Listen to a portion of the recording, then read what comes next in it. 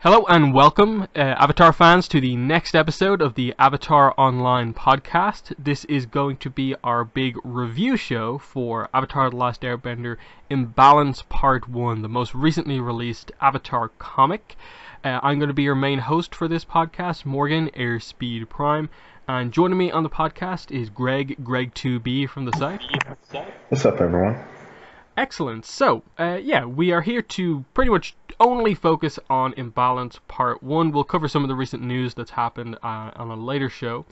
But, so let's jump straight in with this. The creative team for Imbalance Part 1 is written by Faith Erin Hicks, art by Peter Wortman, colors by Ryan Hill, lettering by Richard Starkings, and Comicraft's Jimmy Betancourt, and of course published by Dark Horse Comics. The book was released December 18th, 2018, and then on the 19th in comic book stores. So this had an interesting release in that it's the first comic that I suppose had a digital release first. It was available mass market first, and actually the comic book store date was afterwards. So that was something a bit different. But we'll start with our kind of general thoughts, and then we'll jump into going through the book page by page. So Greg, overall, what were your thoughts on Imbalance Part 1? Overall, I thought it was okay. I think it's a good start to this series that they're sort of going for here, sort of bringing the gang back as we haven't seen them for quite a while.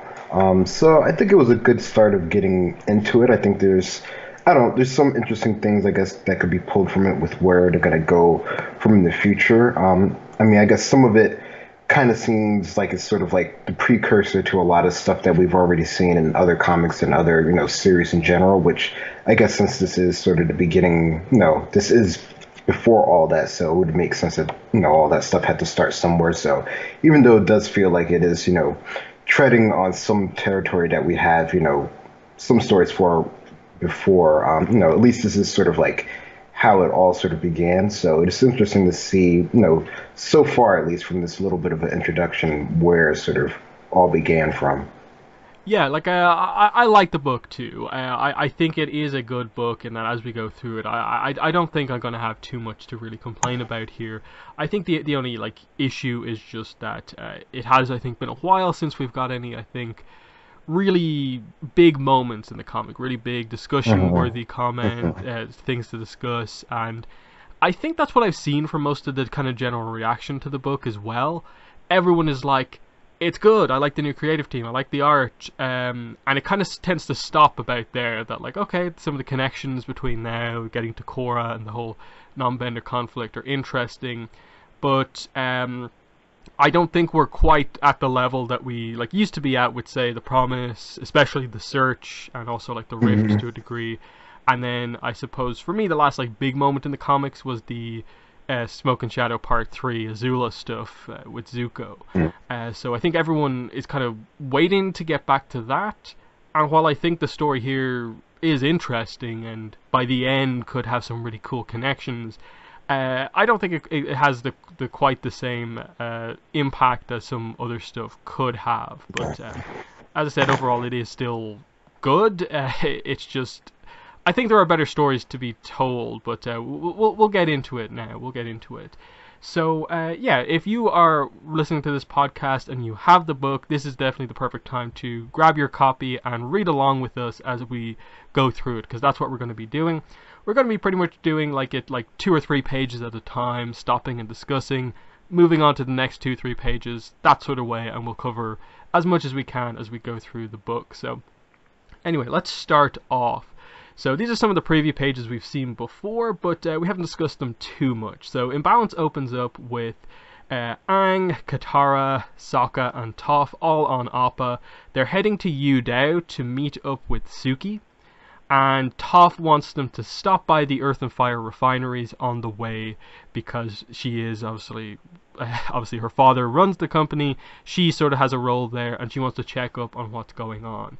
Sokka's a bit annoyed about this because he wants to see Suki again, but Toph says it may not be as quick of a divergence as you maybe think, because The town, now called Cranefish Town, has changed a lot since you guys last saw it. So Cranefish Town is basically the town from the Rift. It used to basically just be a factory and a couple of shops. It was the whole Lady Tianhai kind of sacred area of the Airbenders. Now, as we see it, they kind of discuss it a bit. How could it be that much bigger? It's only been a couple of months and so on. And as they kind of come over, I suppose the clouds clear up. They see the area where it used to be, and from our perspective as the audience, it basically looks like 60%, 70% of what Republic City is. Like, it's really become clear here that this area is now what Republic City is going to become. Republic City over time. And we get this really nice full page shot here where you get a look at the sort of empty Air Temple Island and then a huge growing city as kind of Appa heads down. So that's the first 3 pages of the book. Greg, what are your thoughts on the initial setup for Imbalance? Yeah, I think the setup is pretty good. I mean, I guess just, getting to know where they're sort of going to and seeing sort of the change from the full page shot, which I think that is one of the pages that we did mention before. That looks really cool how they set up that sort of, above air sort of look, which can only be done from, Appa. So I think they definitely did a good job on that and seeing, like Air Temple Island, or what will be Air Temple Island, which you get to see a bit more of it later on in the book as well. So I think it's definitely a nice way to sort of set up the story. I mean, you can see sort of where their interest is, and if you know any of these sort of like stories from Avatar, any sort of like side trip or side delay that they take is always going to be, more of an adventure than they really think, even though Sokka's so, sort of set on it only being like 10 minutes, which of course he realizes by the end of it that it'll be a lot longer than that. So no, I think the setup is fine. Yeah, and I like immediately that they're mentioning Suki. They say that they're going to go to Yu Dao to meet with her. And we'll learn later on that that plan sort of gets scrapped, but Suki is still going to be sort of brought into things. And then the only other thing I think to note here is that Sokka suggests that why did they call it Cranefish Town? They should have called it Forklift Town, referencing obviously Sokka's interaction with forklifts in the Rift, which was the comic that sort of relates to this one most heavily. So we move on. They get closer to the town and they're flying over it, and everyone is sort of like shocked to see just how big it is. It's still sort of you can tell it's very quickly built. All of it's been kind of growing very, very quickly. So none of the buildings, apart from like the factories, are overly well built. It looks a lot like the sort of lower rings of Ba Sing Se style thing, where it's just houses for the sake of having more houses type thing. And Aang is shocked about this. Katara mentions the fact that this area was important to the Airbenders. Are you okay? And Aang is just still in shock over it. They find a place to land and they get down and they see everyone staring at them. They sort of expect the usual, Avatar welcoming committee because they're all famous. They help to save the world.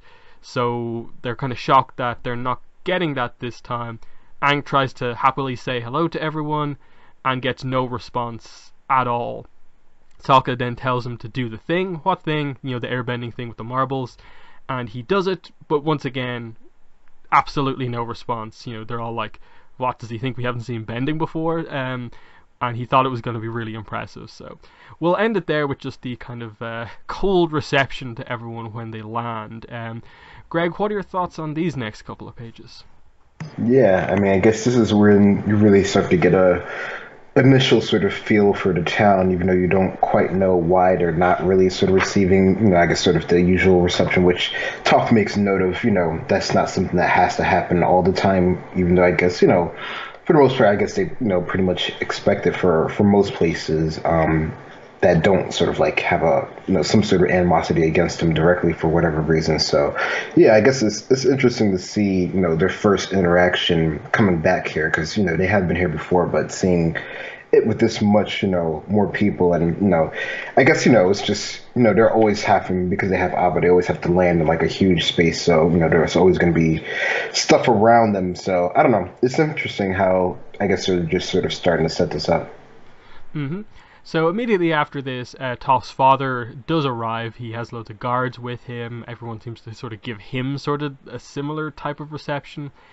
So we have Toph and her father reuniting again.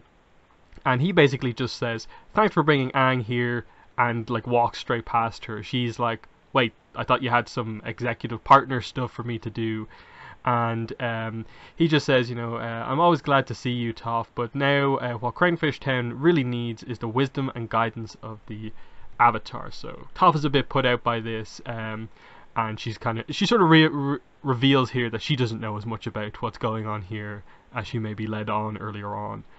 And yeah, they just kind of have a quick back and forth here about, the place has gone through incredible growth. His company used to be the only factory there, but now there are dozens of them, and there are challenges that's come into place. Sokka notes that this place is roughly about 10 times the size of Yu Dao, and he brings up the idea that Cranefish Town has no official government as of yet, so some local business owners and Lao have formed a committee to help oversee the city's growth, and they're calling this the Business Council, and they want Aang to sort of have a role in this next one that's coming up. So that's kind of the immediate setup for now. But what are your thoughts on this, the arrival of Toph's father? Yeah, I mean, the fact that he comes introduced with, four guards, it looks like, at least, with their like sort of shields out, sort of, I don't know, sort of indicates that there's something sort of going on here that, we previously didn't really sort of get. But yeah, I mean, the fact that he sort of, completely brushes by Toph, clearly he was just using her to get, the Avatar there, which, they are a group, so I guess that's one way to get him there. I don't know. I mean, Toph seems a bit sort of upset about it, but not really too upset. I don't know. That might just be her typical sort of personality. But, it's interesting just to get the idea of that, the town is growing so fast, it's growing without sort of an official government, which I guess, would kind of make sense considering that it really was just a spot for, his factory, and it really seems like all this rest of the stuff has, sort of popped up essentially really quickly. So the fact that they even have, I guess, some sort of council is kind of good, even though, it being a business council, clearly they're more interested probably in sort of the profits of the town rather than maybe the general well-being. But, at least they attempt this, seek out advice from the Avatar. So I don't know. Yeah, like it shows some progress. Like it's probably not the best thing. That's just all the business owners who probably have all the power, and the people who live in the smaller houses aren't really getting much representation. But they're trying. Bringing the Avatar into things is always like a positive kind of move. So like Lao, like since the rift, like we're past the idea that Lao was potentially like a shady businessman. I think the whole reveal in that was that was like Satoru's uncle, I think it was, who was actually the one who was a bit shady, and Lao was actually just the kind of honest businessman and all of that. So we're seeing that side of him again, that he's not really a bad guy for the most part.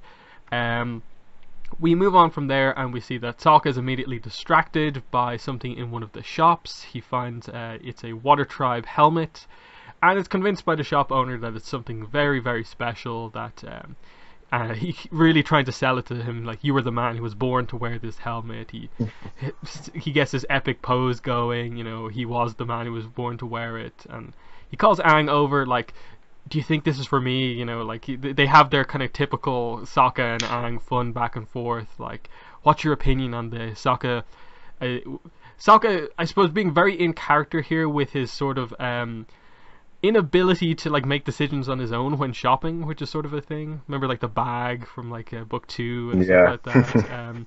They're really referencing that here. And Aang just says, "Sokka, that's the best helmet I've ever seen you wear. You look like you take on a herd of rampaging saber-toothed moose lions." So they agree that they should buy it, but they're immediately interrupted by some firebenders and some earthbenders about to have a fight. They're arguing about territory and stuff like that. The firebenders call the earthbenders dirt eaters. The earthbenders call the firebenders ash makers. So you see what's kind of beginning to happen here. Sokka and Aang are gonna need to get involved in this. The shop owner immediately shuts shop. They bring up the idea of turf, and very clearly this is like the really, really early stages of, I suppose, what's going to become the triads, or just that general idea. We'll get a sense as the book progresses about like what exactly is going on here, why there are benders doing this, but for now it's just them arguing over, this is our turf, what are you doing here, and a fight's about to kick off. So what are your thoughts on this shop sequence that moves into a fight? Yeah, I like the way that they sort of set up the whole sort of fight scene, just because it's sort of like in the background of what Sokka and Aang is doing. So they're having this whole sort of like nonchalant conversation about getting this sort of ornamental sort of wolf helmet that of course matches what Sokka's currently wearing, just it being from the Water Tribe. So that part is pretty cool. And then when you start to get to see sort of the whole issue with the earthbenders and the firebenders, you just really, this really is sort of, the beginnings of what we've seen in Korra's time, and just sort of the whole sort of conflict between, different bender groups that are in the same sort of area here. So I don't know, it makes me wonder how they sort of have, I don't know how they've figured out sort of the territory sort of boundaries. I'm sure we won't get any sort of like clear details on that, but I don't know, the fact that they have that sort of already in place to some degree sort of speaks to the future of things. Okay, so the next bit is that the fight kind of breaks out, so people get kind of thrown around. Aang immediately jumps in, telling everyone to calm down, uses airbending to separate everyone. The two sides both try to get like Aang's favor in all of this, blaming it on the other, but he just stands in the middle of this. Everyone else begins to see that like Aang's kind of gotten in the middle of this fight. Toph especially gets over there and gets involved. And this kind of doesn't help things as much. Toph sort of escalates it a little bit, but it is still the aggressive firebenders and earthbenders who really start all of this. He just wants to, he'll be on the side of anyone who stops fighting first, basically, is kind of the position he takes. He's shocked that people are being so aggressive here.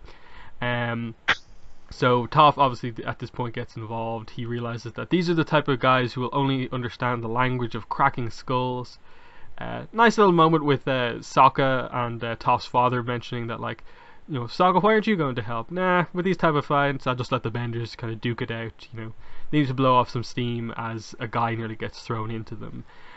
So he goes through a wall. He begins to bend that wall, and we basically get the idea here that the buildings of this town are very, very weak. Even though not a lot of damage was done to the wall, just one hole immediately ruins the structure and it begins to fall down. And Toph struggles to keep it up. Aang has to jump in and save Toph from getting crushed. And we're left with the idea that this small scuffle on the streets has basically led to this whole big kind of apartment kind of situation getting knocked down. So it escalates very quickly, but shows the poor build quality of the place overall. So what are your thoughts on this section of like Aang getting involved in the fight? Yeah, I mean, I think, Aang, of course, had, like, the best sort of intentions here, and I think for the most part, really, this is one of those times where Toph really just sort of, her sort of usual sort of, I guess, gung-ho sort of act, way of sort of getting involved in things definitely, escalated it because, I guess, because, the earthbending sort of came in sort of like the middle to sort of to divide the groups, they thought that the airbender, that Aang, airbent it or, or earthbent it or whatever. So they sort of think that they're on his side, but, he's not. He really just wants to be in the middle of it. But that really definitely sort of, sets the course. And yeah, it doesn't, like you said, it doesn't really seem like he did that much damage to the building, but it definitely, collapses the whole, apartment sort of complex sort of development that they have here, which it actually seems fairly sort of large from the collapse scene that they have here, but it definitely as I guess we sort of mentioned earlier before that this whole town has sort of sprung up rather quickly, so I guess it wouldn't be too surprising that it wasn't sort of built with like the best sort of build quality as opposed to, I guess, maybe sort of the factories, which of course have more money, so of course those would be built better. But no, I think it's it's for our first sort of like, I guess, main sort of like action scene in this comic. It's pretty well done. Yeah, it mainly serves, as we'll kind of get to get across the point of all of this was caused by benders. Like, no non-benders were really involved in this at all, but as we'll learn, they are the ones who kind of suffer from what just happened. So Aang brings Toph down to safety, and he basically immediately asks, Katara if she's okay, and Sokka is left in the background going, I'm fine too if anyone cares. And then Toph speaks up and says, I care. And she just he says, "Wait, who said that?" And she just hits him on the arm and says nothing, with the idea being that the little punch is how she shows affection, as she kind of revealed to us in the show. So nice little interaction in the background there. Katara reveals that the guys who started the fight, both benders, both fire and earth benders, got away. They look back and see the completely collapsed houses and the people, I suppose, who've just witnessed their house get knocked down. And Aang notes, how many people live in that building. They've all lost their homes. And this is where Lau comes in, and Aang says, this is why I asked my daughter to bring you here. The city is plagued by bender violence. We desperately need the Avatar's authority to help us deal with the problem. And now all of a sudden Aang's like, I thought you needed my wisdom and guidance, but no, they need his authority. And he says, we need everything the Avatar can offer us. If you come with me to the business council this afternoon. And Aang says, he will come, but he wants to help the people first. And he and Toph offer to immediately use their earthbending to make them an even better house. Like they basically get across the idea that they can do it really, really quickly. They can make it happen straight away. But the woman here, I suppose is the main mother here who owns the house, just says, benders destroyed our home. We don't want the help of benders to repair it. And Aang tries to be like, you don't have a house right now, it's my job to help people. But no, they just say you'll fix it themselves. And then she makes the point, what are you going to do, force us to accept your help? And he says no, and she just says leave us alone. So this is probably one of the more telling pages in the book. It's obviously a difficult one. You're meant to kind of feel for Aang in all of this. He tried to stop the situation from happening, now he's trying to immediately repair it. But obviously this is how bad things have been since the last time we were in Cranefish Town. Of the issues between benders and non-benders have really grown. This is not just like the first time we're seeing this. We're arriving at something that's been kind of bubbling for a while, and that's why she has her mind set up straight away. That even though she can immediately get her house back, because we know Toph can make good houses out of earthbending immediately, she's making a sort of irrational decision here, but because she doesn't like benders. So I thought that was really interesting, and like you felt for Aang seeing the damage that was caused. But what were your thoughts on these couple of pages? Yeah, no, you really do feel for Aang because, his whole thing, his whole sort of being is, sort of helping people in need. And, in this case, the people really don't want his help. And, maybe they're not sort of thinking sort of rationally, considering the situation. But, with all the, I guess, sort of the tensions that have been going on in Crane Town, this is just sort of, their sort of like immediate sort of response to this is just sort of they don't want to help from anyone who sort of had any sort of part in actually sort of destroying their home here. So no, it definitely is a sad scene, especially when you get to see sort of like the full or almost full page of the destruction of their actual home here, and all the people sort of around it. So, you definitely, it's clearly this is something that has been, like you said, has been building in this town. And, the fact that, Lao needs sort of the Avatar sort of authority to sort of, get around the point, which at this point it looks like that might not even, sort of be enough at this point in this town. So they definitely need, a lot of help. Mm-hmm. Toph is very frustrated that this woman didn't accept their help. Lau kind of pops his head in and basically says, you helping us with the business council will inadvertently help them, so that's a positive. Aang asks Toph, are you going to come to the business council meeting as well? And Toph just says, nope, they want to see the Avatar, not executive partner Toph, so I'm going to the Earth and Fire Industries factory to see what new inventions Sadaru's come up with since the last time we were here. Sokka does want to come to the council business meeting. He wants to know how it works and potentially suggest a better name for the business council.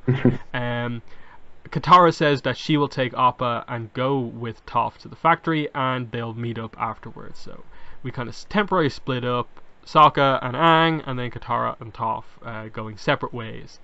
So that's the kind of split that we get here. Lao brings them both on ostrich horses here, this kind of carriage that's pulling them, and it's the best way to get around since it's grown so large it's impossible to walk everywhere. That's how big it is.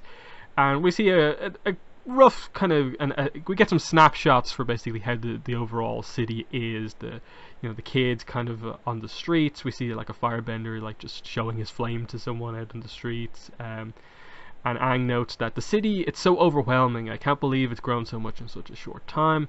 And Lau says, many people have come here looking for work. Unfortunately, the factories can't employ everyone, not even skilled benders.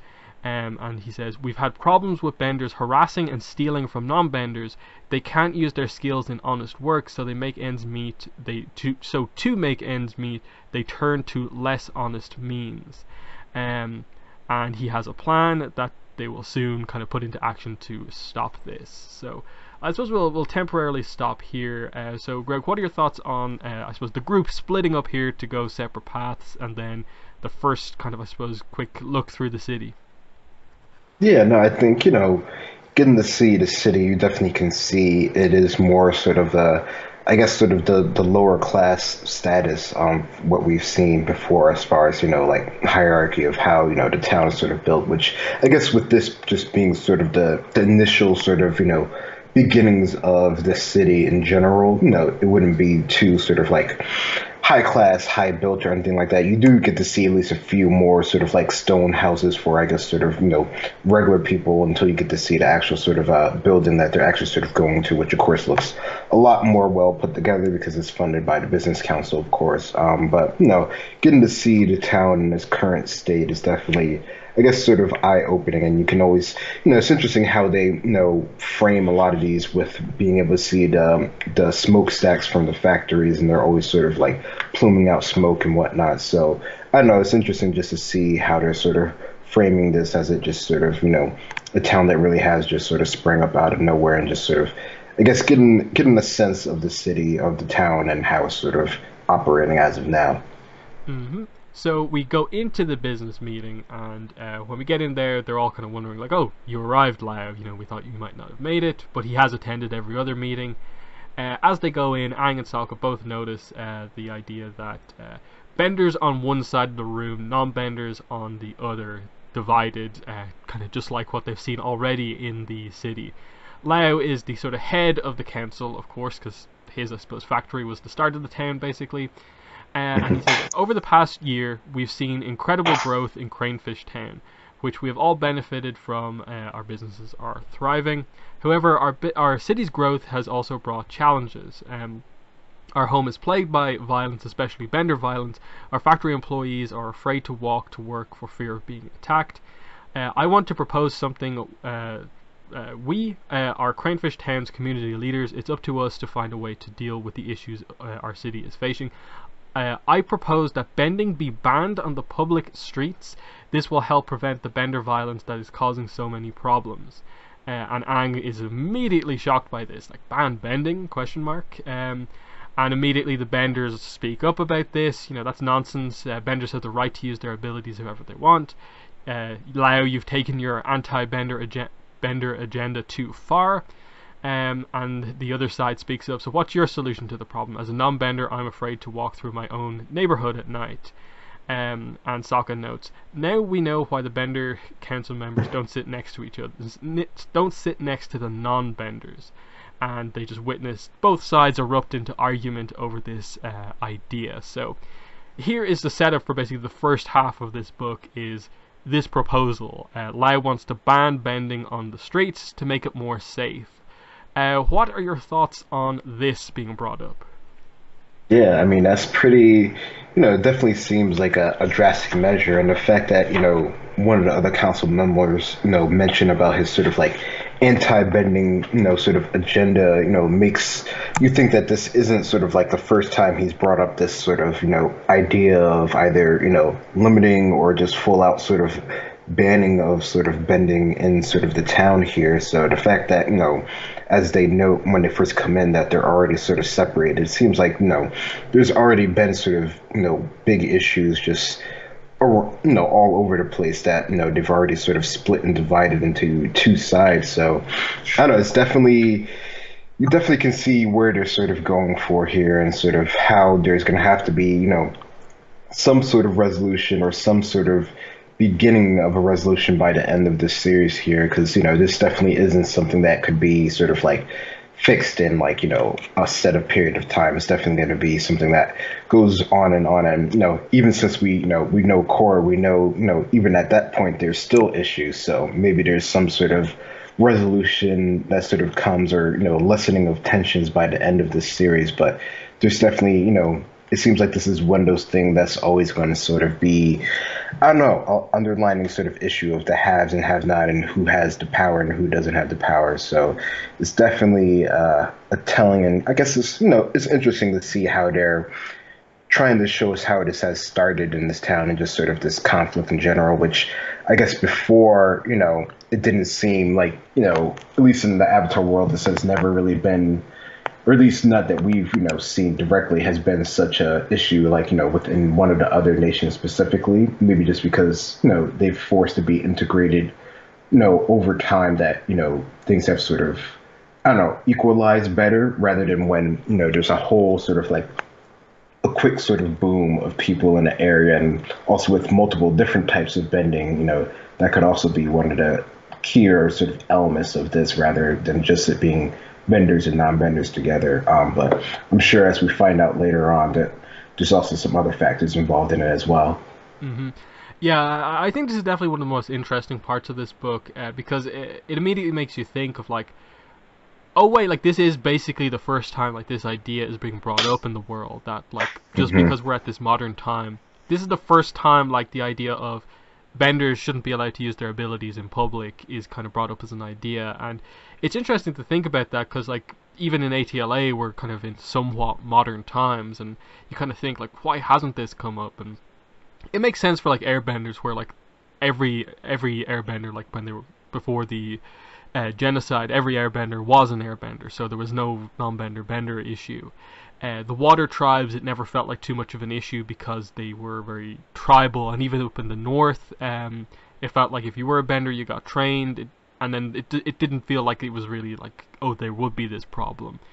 I suppose the Fire Nation was so prosperous over the 100-Year War, it potentially wasn't that much of an issue either, which would maybe leave the Earth Kingdom as basically being like the only place this could have come up. But because most of the main cities were, Ba Sing Se, Omashu, I suppose you could sort of say like this sort of felt like an issue, like in Zuko alone. That town felt like it was sort of like Mm. benders versus non-benders, and they needed Zuko to stand up for them.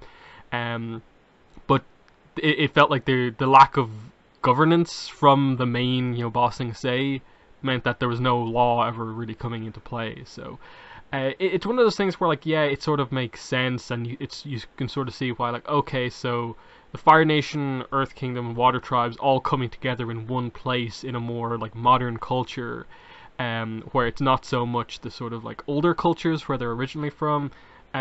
You get why this would come to the forefront of like, yeah, for it to be peaceful, maybe benders shouldn't ever bend on the streets. But the immediate counter to that is benders don't choose to be benders. They should be allowed to use abilities that are like natural talents that they have. Um, and obviously, as we get into, like, it's obviously like to a degree, and the idea of like a police force is going to begin to be brought up. So I like the immediate kind of points here of like, there is two sides to this, of like, you shouldn't have the right to just immediately ban something that you don't have just because we have it, and we're afraid of you because you have those powers. It's the typical, fear what you kind of special powers type thing. So and that's where we leave off. We'll come back to Aang and Sokka at the meeting in a minute, but we catch up with what Toph and Katara are doing next. So they arrive at the Earth and Fire refinery, or industries as it's now being referred to, and it again has grown massively. Toph mentions it's nearly tripled in size. Satoru immediately appears before them, and they want to see what's new. He kind of brings them in, and they sort of note again with the guards that they have new guards, which is different. There was obviously in the Rift an issue with the guards. They were the rough rhinos actually. They needed to get new guards, and they make a reference back to the Rift as well. And Satoru begins to explain to us the, I suppose, issues that are going on here. They've done a lot of upgrading to the factory line, and he says, we can now refine ore at twice the rate that we used to. And the reveal is that the there's no one bending there. No benders basically work at the Earth and Fire refinery anymore. The bender line is completely gone, and he says that they basically, he explains, they developed the ore processing machine so much that it became so effective that they didn't need the benders like they had before to actually do that anymore. And they had to let a few of our bender employees go, uh, because he says, as skilled benders, they tend to command higher wages. And he says, unfortunately, that made others in the bender community angry, and they felt like they were being replaced by machines. Our remaining bender employees quit in protest, and he says, I'm sympathetic to their feelings, but I wasn't trying to put anyone out of work. I just wanted to improve my machines and increase the productivity in the factory. And he says that the situation has grown even more complicated. Other non-bender owned factories have installed machines similar to the ones I built for the Earth and Fire refinery. As a result, even more benders lost their jobs. The tension between benders and non-benders has gotten so bad, some benders now refuse to work for non-bender owned factories. And that's why they only have non-bender guards guarding their non-bender place. And Toph just kind of, I think it's really interesting here that Toph just kind of immediately dismisses the whole like serious plot going on here. She's just like, I love machines. Machines are great. And I'm a bender and I love them. So I get a feeling Toph's going to get a little bit more development over the course of this story. She does mention metal bending right at the end, but this is, again, one of the more interesting parts of the book here. This is the problem. This is why benders are angry. So, Greg, what are your thoughts on this next section of the book? Yeah, no, this is definitely the key sort of element to, just, if you can't work, you have to find, something else to do. And if there's nothing else to do and, tensions are already high, you can, sometimes it seems like you're just, in sort of a hard place. And, some of them have turned to doing less savory things in order to provide for themselves. So it's definitely sort of unfortunate that this is comes in, this is sort of like typical sort of, progress sort of proceeds without any sort of like, checks and balances sort of in place. And, at this point, he's an inventor. He's not really sort of thinking about sort of the bigger picture. And, it definitely seems in this sort of situation, it's really just like him who's doing this. Like he's, sort of the genius behind everything. And, he's definitely, like he says, he's not trying to be sort of like a bad guy. He's just trying to make things better. And, maybe that comes with some sort of, other issues that he might not have sort of predicted. I mean, you can see, one sort of scene where he's talking about the other machines sort of getting the sort of, I guess, same sort of technology. I'm guessing, they just made, other deals to sort of, lend out the technology or to help other, companies sort of build it. So, clearly he's been involved with that as well. But, it's just sort of that sort of, I guess, whole sort of dynamic here. And the whole part of Toph, I think, is definitely a key element here, just because, yeah, sure, she loves, sort of machines and what they can do, but that's just because, in her mind, she can never sort of be replaced because she's just, that sort of good, that sort of unique in her sort of abilities. As she mentions, she doesn't want any machines that can, do any sort of metal bending because that's her thing. But, as we know, of course, that will be, something that will be, controlled in progress as well. They'll be able to have other ways of actually, forging metal, which I'm sure they already have if they built this factory, just probably, obviously not to the level of what she can do, which can be, more artistic, more creative. But, like many things, that is something that, in one way or another eventually becomes developed upon as well. But, this is really sort of like the early sort of stages of this. So, this is sort of the beginnings of this whole sort of issue here. So, no, it's definitely, a telling thing of how things are going to go about. And, it's one of those things that, it's hard to sort of pull backwards if you can even ever sort of pull it back. It's just sort of like a freight train that just sort of keeps going at this point. So, no, it's definitely going to be interesting to see how this plays out in the whole sort of town overall, and especially with Toph and just sort of that whole sort of, I don't know, mentality that she has in this one. I mean, she always can have, all of our characters can always have more sort of development here, but this definitely seems like something where she might get the most of it out of here. I mean, even from, just the first sort of scene where she sort of jumps into the fight, even that can, definitely be one of those things that can be worked on. Yeah, I think this is really interesting to kind of discuss, because I feel there has to be some sort of like resolution with all of this, and Mhm. this is the main explanation. Like, obviously there has to be something that fixes what's going on here. Uh, the immediate thing that jumps out to me is that obviously like the technology being done is like they're making technology in a way that is for non-benders, and like maybe do they focus on technology that like makes benders operating machinery more efficient, like because obviously Satoru is a non-bender. He's coming at this from the non-bender perspective. Like, could they actually not like manufacture machines that would actually make the bender line just as efficient? Like, it's a different machine that like uses the talent of like someone can firebend, someone can waterbend, rather than just you know can make a completely like automated machine or something like that.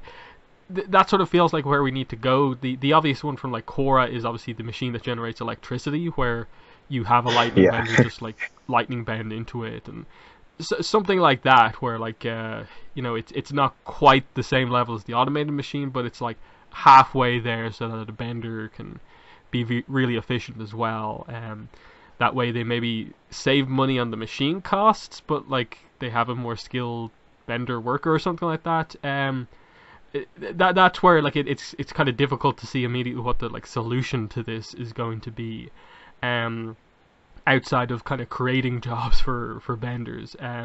But yeah, it's interesting to see like the bender community like kind of basically go on strike from non-bender kind of places of work, and just completely like side together against all of this stuff. And then in the middle of this, I suppose the sort of villain in the middle of all of this is just like the companies trying to like save money on workers and stuff like that. And Satoru is meant to be a character that like we actually like and care about. And he's kind of like the reason this has happened, but it's all about progress and so on. And it's kind of presenting this question of like is like bending like a thing of the past, because it's this kind of ancient art form, martial arts thing. Is it being forgotten in the more modern age? And I suppose that's maybe where the benders have to come up with maybe a more unique solution to use their talents. But yeah, it's really really interesting what's been presented so far, and I do feel it's very interesting that they're presenting Toph as being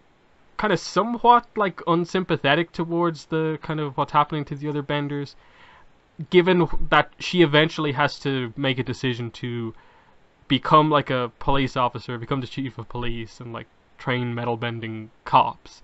Like, how does it go from being kind of somewhat like uncaring towards this to actually being someone who sort of has to care about like everyone's problems? Like, the book is making it sort of clear that she's not really involved in the business side of things anymore. So the security, which is going to come up, it would make sense that she maybe would get in on that. So they're leaving the door open for this, but I think Toph has to have some character growth before we get there. Um, so we cut back over to the business council meeting.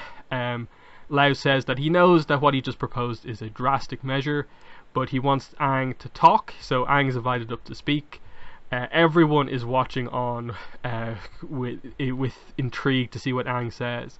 And Aang says, "I've only been in Cranefish Town for a day, but I've seen for myself the problems you've been dealing with. Earlier today I saw benders attack each other for no reason. Innocent people lost their homes because of that fight.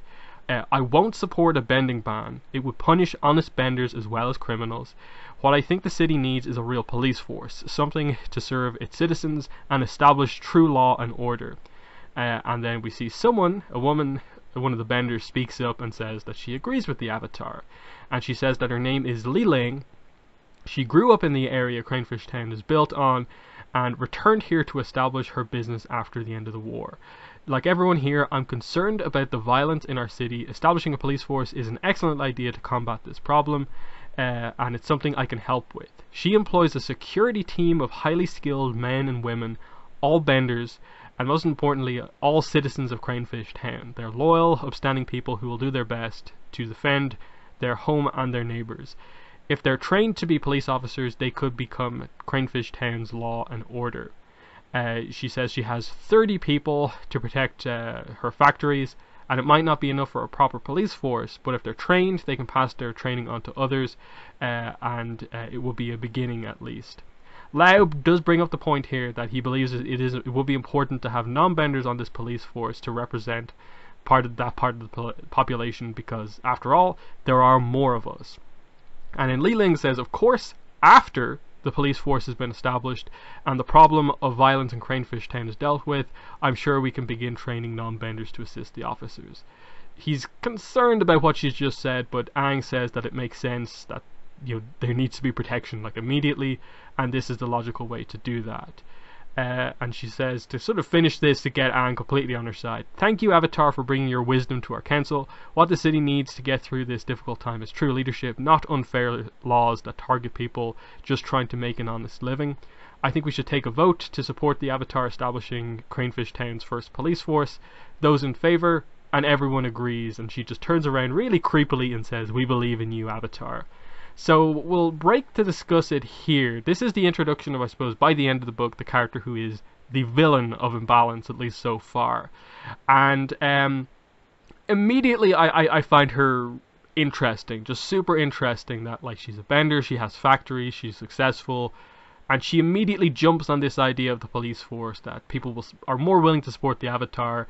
She can get in on this to get this kind of second thing going, like as the person who started the security force, and convinces everyone while also making it a fully bender thing, that benders are going to be involved in this completely. And she agrees with Lau, but very much hand waves it away, like yeah, sometime down the road we'll get non-benders in on this, and it's agreed to, it's passed through. So she definitely is manipulative, is what we get here, and Aang, realizing that the police force is needed, sort of has to accept this. So I really like what they did in this scene here, but what are your thoughts on Li Ling's introduction? Yeah, no, I think her introduction is definitely interesting. I mean, you can tell by sort of like her character design and how she's sort of like phrasing this whole situation. Even if you don't get to the end of the book, you can definitely you have some sort of sense here that she has, some sort of other sort of motive here. So, there's just, whenever you get a character introduced in that sort of way, you get the sense that something else is going afoot. So, it's definitely a good way of introducing her and introducing that, this police force, which, is comprised of her sort of security team of highly skilled men and women who are just happen to all be benders, because that's just, of course, she would probably only employ, benders from that sort of side at this point. So, clearly there's, I mean, you can, you would think that, they can feel that this is definitely sort of a skewed thing. But, when she does ask for votes, both sides do raise their hands here. So, they think they're getting sort of a good idea. And I think in this case is really, the fact that she keeps mentioning sort of the Avatar, and sort of the fact that they sort of believe and hear him, that the Avatar is sort of going to be one to sort of establish this force here, is sort of what, I think is the real sort of key here that gets both sides on, because, the Avatar did stop the 100-Year War, and, he just has this sort of, air about him. So, from that sort of perspective, you can understand why, both sides would be in on this idea. So, I don't know, it'll definitely be interesting to see, how Aang actually goes about, sort of training this, force here, because it's not like that's particularly, Aang's sort of specialty in that sort of way. I mean, I'm sure he can train, anyone to sort of be a bender and to sort of, see things in a different way. But, training a police force definitely seems like it's, something else. It's a different sort of skill set. So it'll definitely be interesting to see how he goes about that, or how he would do it at all. Like, this is one of the things where I think, it would be interesting to see if Suki would get involved in on this, even if, there aren't any sort of non-benders in this, just with her sort of, previous sort of experience doing this sort of work in general. I think that might be something that would be cool if they do sort of integrate into it. And, as well as Sokka, I think, Sokka always can sort of help out in pretty much any sort of situation here. So it definitely will be interesting to see who's involved in this and how it sort of turns out. And I don't know, this definitely seems like it's something that would take a longer process. Like, it wouldn't be something that would be sort of a quick sort of fix here. So who knows, maybe it'll be, one of our characters that sort of get left in the town to sort of focus on this sort of aspect of Cranefin's town. Yeah, and it's interesting that this proposal of the police force is made and Toph isn't there, so Toph is going to find out about that later. Maybe something will happen and she'll commit to that in some way. But Hmm.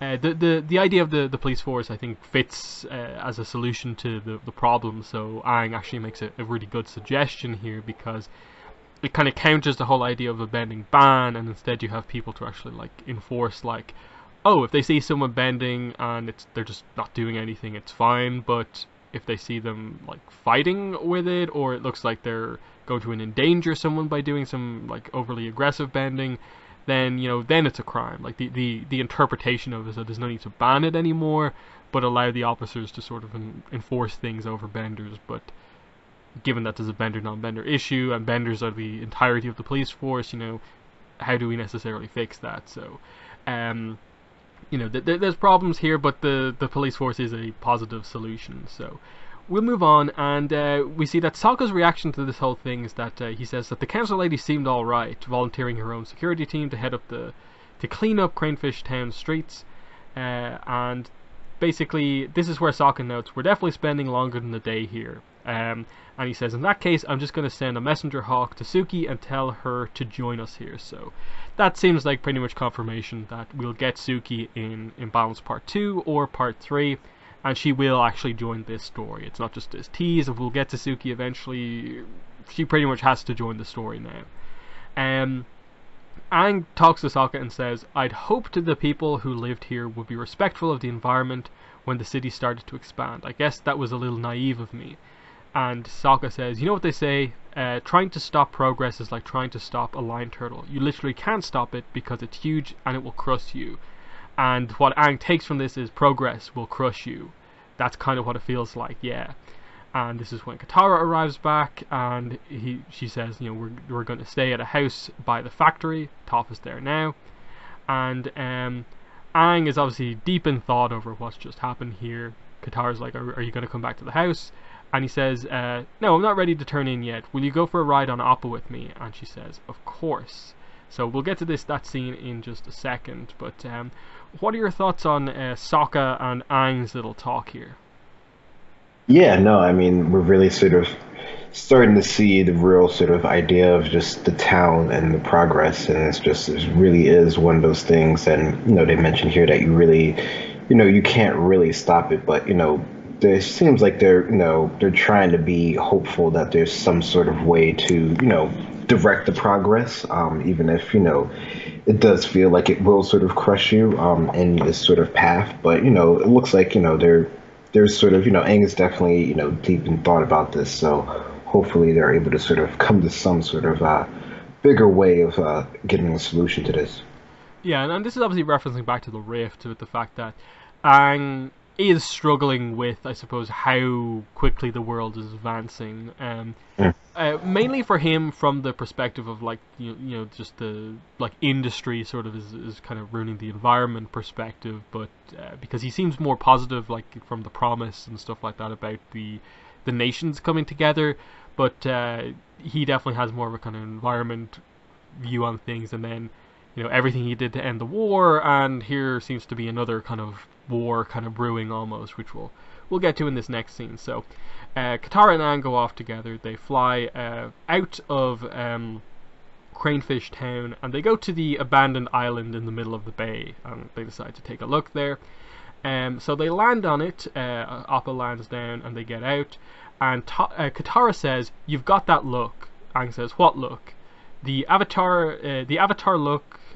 The Avatar look. The I'm responsible for everything that happens in the world look. Wow, do I really look that way? And then Aang says, it's just, when we were here last, I spoke with Lady Tianhai, the spirit who watched over the coastline. She told me she believed in humans, in our ability to learn from our mistakes and create a future that preserves and protects as it grows. And Katara says, do you feel like you've let her down? And Aang says, it's more than that. This city, looking at it, feels like how I felt when I woke up after 100 years on that iceberg. Everything had changed, the world was at war, the airbenders were gone, everything I'd ever known was gone. Katara says, but it isn't the same as when we first met. The war is over. You don't have to face this alone. Toph, Sokka, and I are all here with you.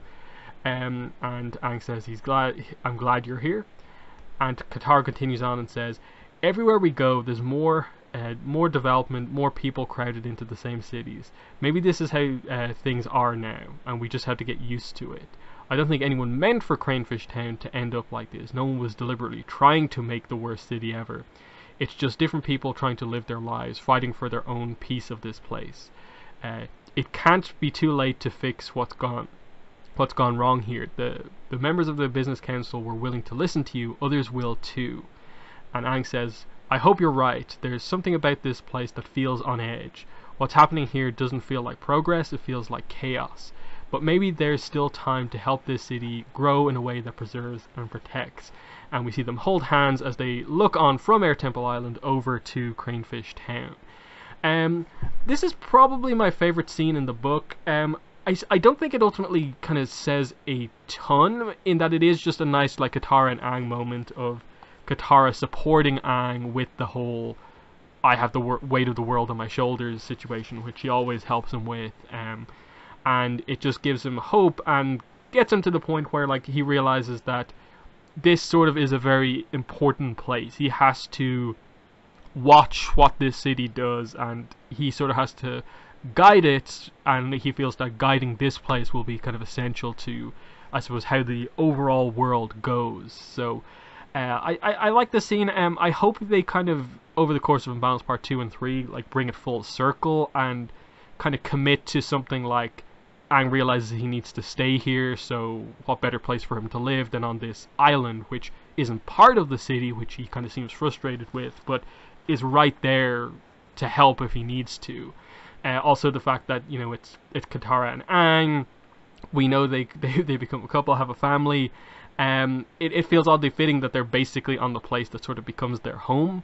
But I want there to, by the end of this book, be something that kind of commits to Air Temple Island and the start of that, because I think we've talked a little bit over the last couple of books that, you know, the group sort of needs a base of operations, and especially Aang not having a home with the way the air temples are.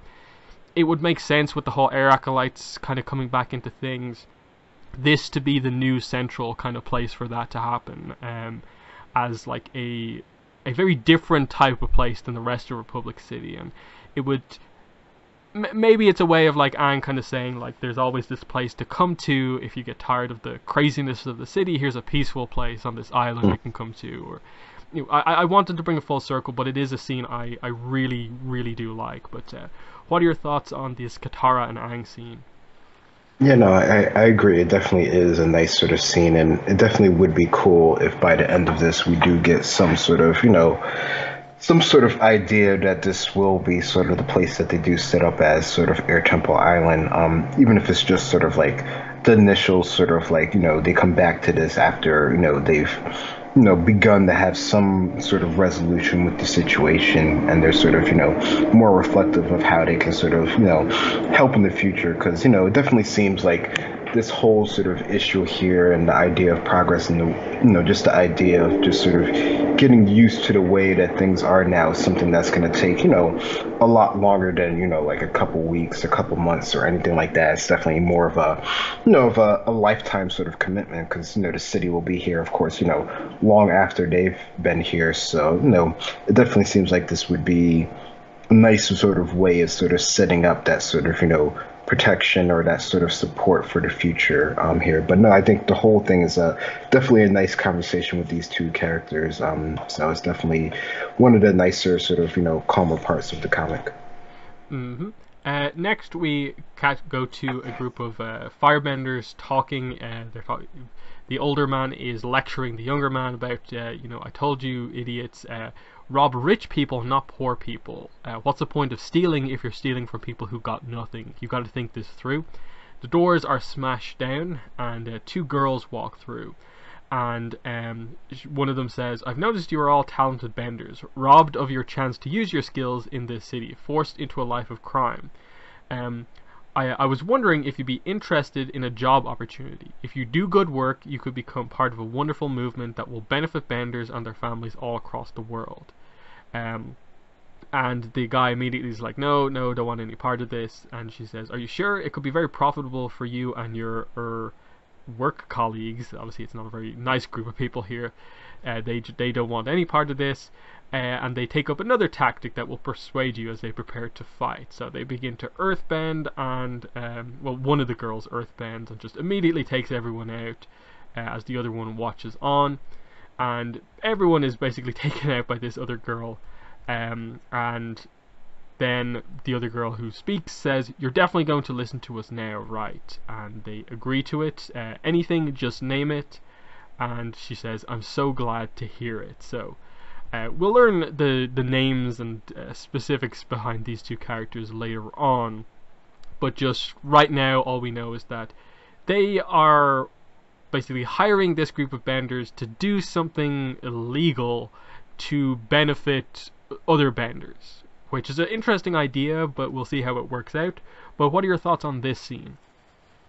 Yeah, it's definitely a cool sort of introduction to these two characters. Even if one only does, sort of fighting, but it's interesting just to see the dynamic that these two have, these two girls have, and just sort of, one's ability to pretty much take out all of these, I don't know, unsavory, semi-skilled or skilled sort of firebenders here all on her own. So it's definitely, I don't know, sort of telling of these characters' sort of abilities, the fact that one can remain super calm in this situation and one just sort of takes them all out. So no, I think it's definitely a nice sort of sequence. I like seeing, how they sort of do the earth bending and how they have her sort of interact with the environment in this, pretty, contained space without sort of like destroying like the whole building as we've seen, has happened earlier. So clearly she has some skill here. But yeah, no, I think I don't know, it's a cool sort of like odd sort of conversation to sort of get these guys to sort of do what they want them to do. Mm-hmm. Next, we get into, I suppose, what was actually the first couple of preview pages we ever got from the book, which is Aang waking everyone up really early in the morning to go to the beach.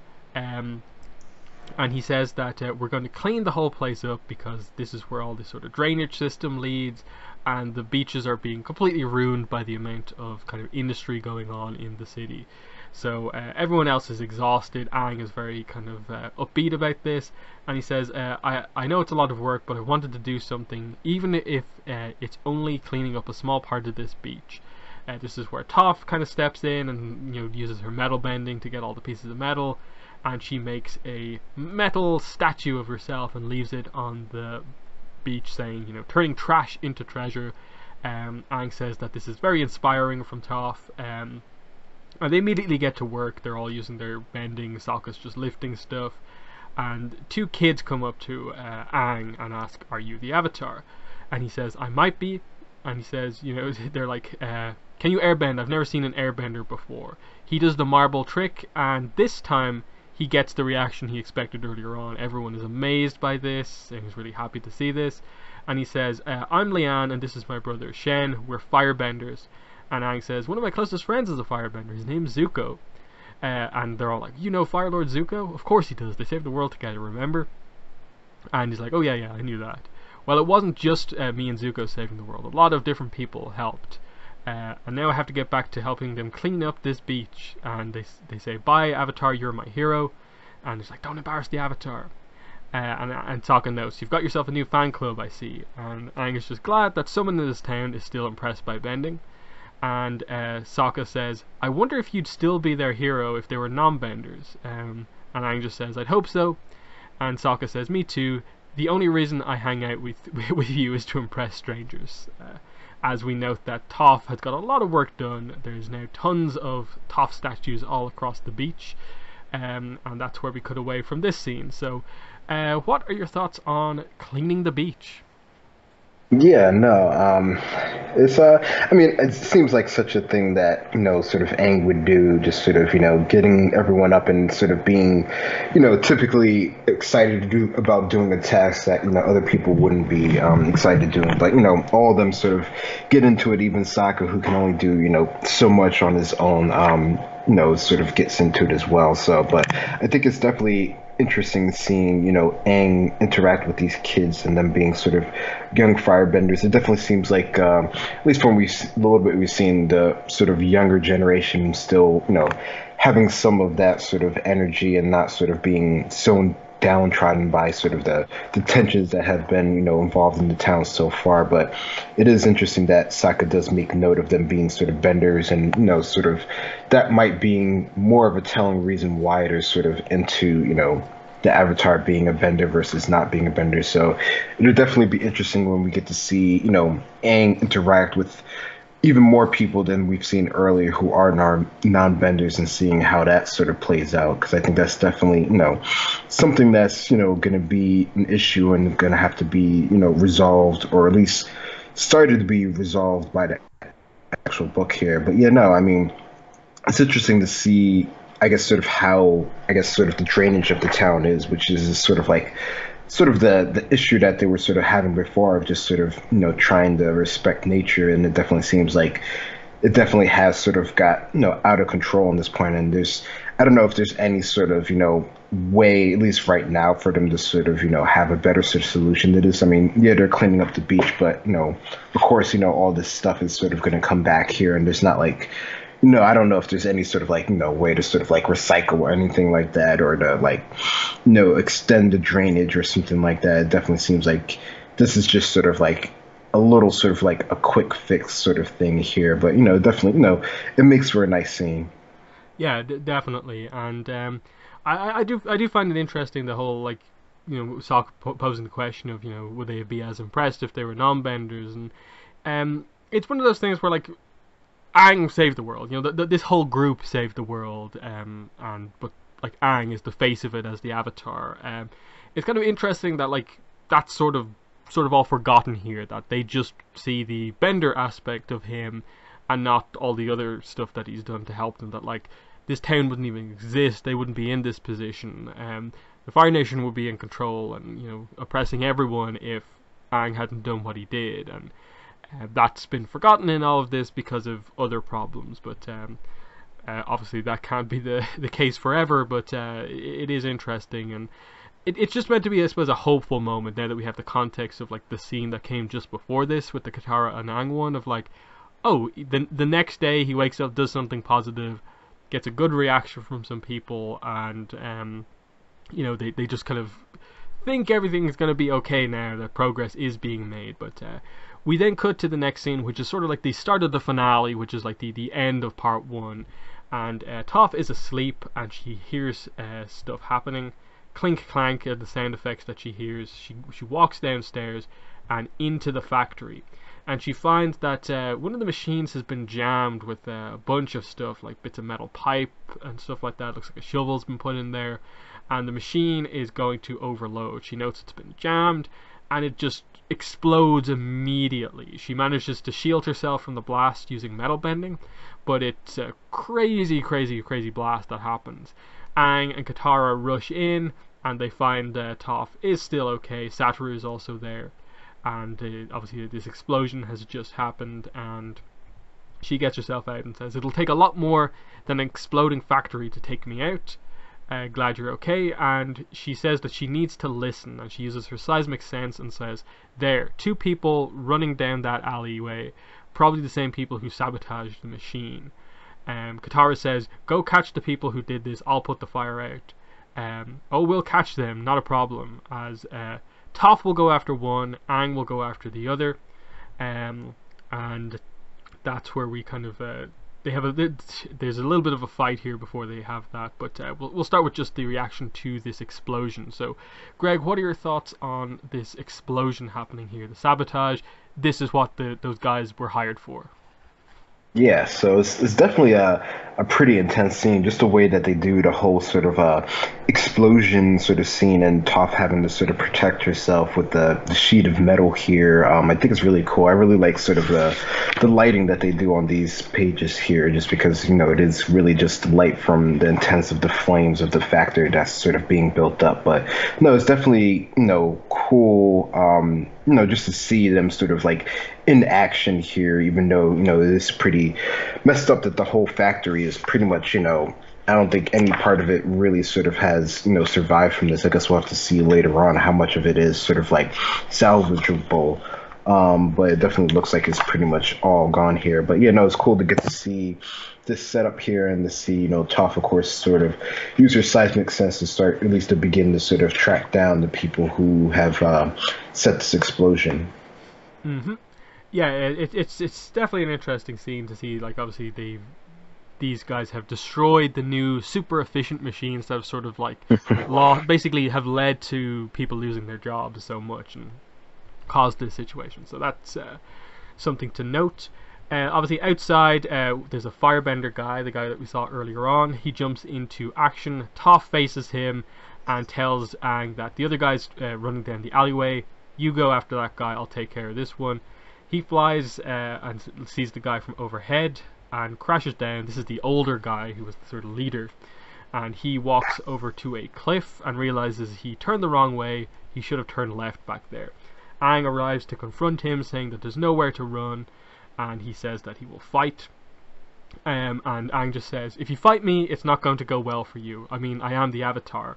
And he says, I am the guy who's going to take you down. He fires a pretty weak blast, and Aang just immediately blocks it. And he says, I respect your ambition. It's good to have goals. And he immediately earthbends him and kind of stops him from being able to bend.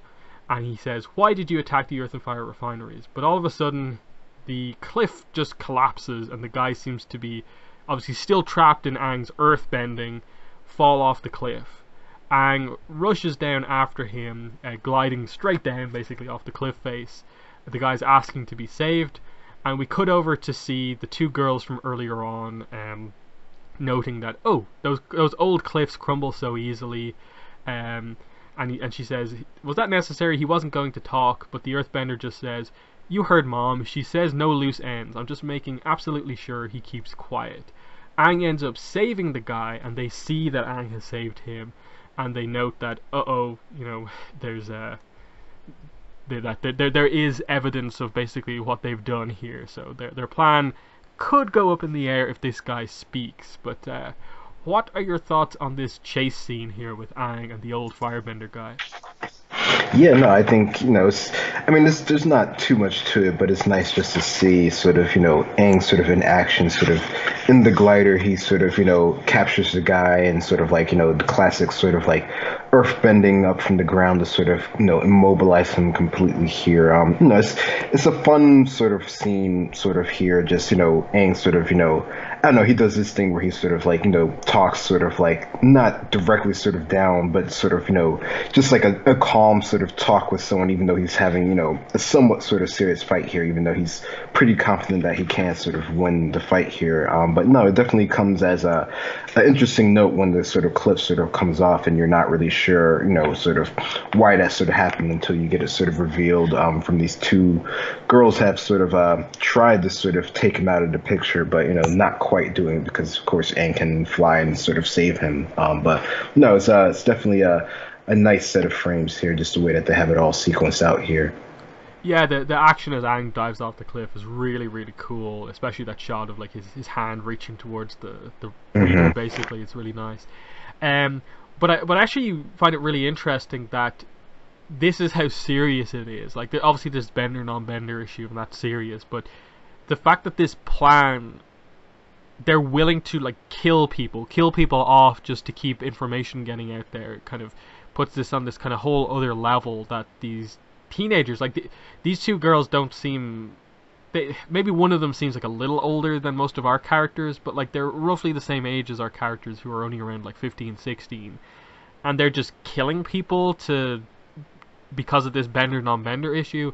It definitely adds to the intensity here and the whole idea of like their mom asked them to do this, and obviously you kind of realize, oh, even before you get the reveal that it's who you expect, you sort of begin to piece it together, like, oh wait, they actually do sort of look like her a bit. So when it actually is revealed that it's Li Ling behind all this, it feels very fitting that, you know, they have to return to her and admit that, yeah, we didn't kill off the informants, basically.